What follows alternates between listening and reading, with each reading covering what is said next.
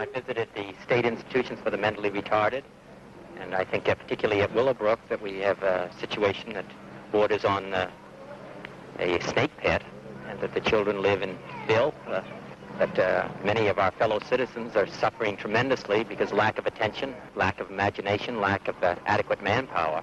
There's very little future for the children or for those who are in these institutions. All of us are at fault. It's long overdue that something be done about it.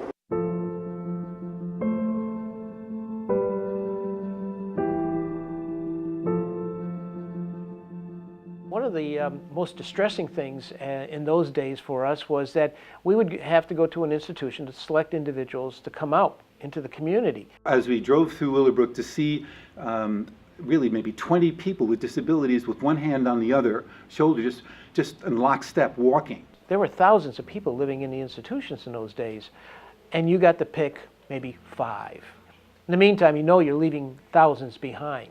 My wife would know, I wouldn't necessarily tell her I was going to the institution that day to do the selection, but she knew when I came home. It was tough. Playing God. There's no doubt about that these were rights issues. Just imagine that people having to live apart from society, and then even after they came out, do they have a right to a job? Do they have a right to earn money? Within the NICE Arc or the Arc movement, we had to start learning how we could best provide that type of care in the community. We became the solution so that these folks could move from an institutional setting into a community setting. The most difficult issues for the community were the beginning of the group home movement. There was a lot of fear among the neighbors, and there were tremendous protests. And then we had neighborhood advisory boards, where some of the same neighbors who were against us were invited to come once a month to meet, and they later on became our biggest champions, and would go to other villages and cities in Westchester and say, you got to let these folks into your neighborhood. It's going to enrich your lives and the lives of your children. A good deal of what we know and a good deal of what we built in our organization, we learned from watching and talking to the people that we support. That kind of attitude of always learning enabled us to work very hard at looking at the possibilities of the people we serve, and it really started with our children. Our children's school were the first to show us that they could be out in the community in regular preschool programs, and that sort of opened the door for actually our services to adults. Today we have people working in the community, working for typical employers. So there's that evolution that we had to learn how to support people to work in the community. We didn't have those skills, so we didn't have that knowledge when we first started this. Over every single village, every single town, every single city in Westchester County, we even escape across the line to the north, to Putnam County, to the south, to the Bronx. Our folks are there in individual settings. That's our coverage. One of the strongest things that we can give an individual with disabilities is the right to speak up and advocate on behalf of themselves. And whether it's speaking up in front of Congress or a legislature, or just in a situation where it's one-to-one and saying, I don't like this or I want that.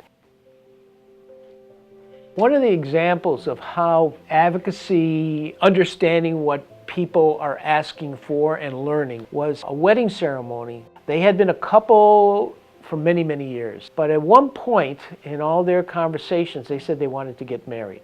We sat down and talked to the couple and said, what do you think about marriage?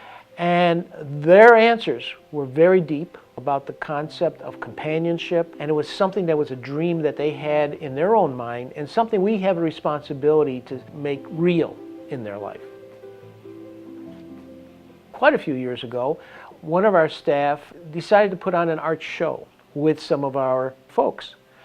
And I recognized the value of what that meant to the person. So again, this is one of those learning experiences from people expressing themselves and saying, I need a place to be in order to do this. I need to be an artist, and I need to find a place to be able to have my art appreciated.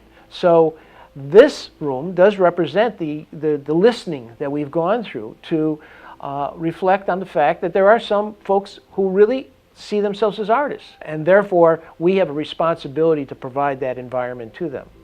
It wasn't clear that this was really possible, that they'd be out making these incredible contributions, bringing food to seniors, working in amazing corporations and businesses, having their art exhibited in the banks that they go to bank in.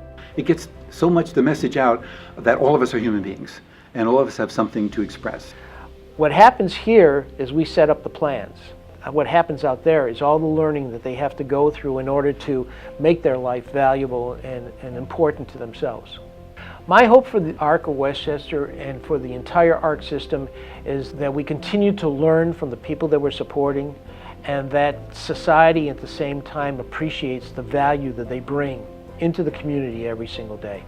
You're invited to share a life, and one life at a time, but to make a huge difference in our world.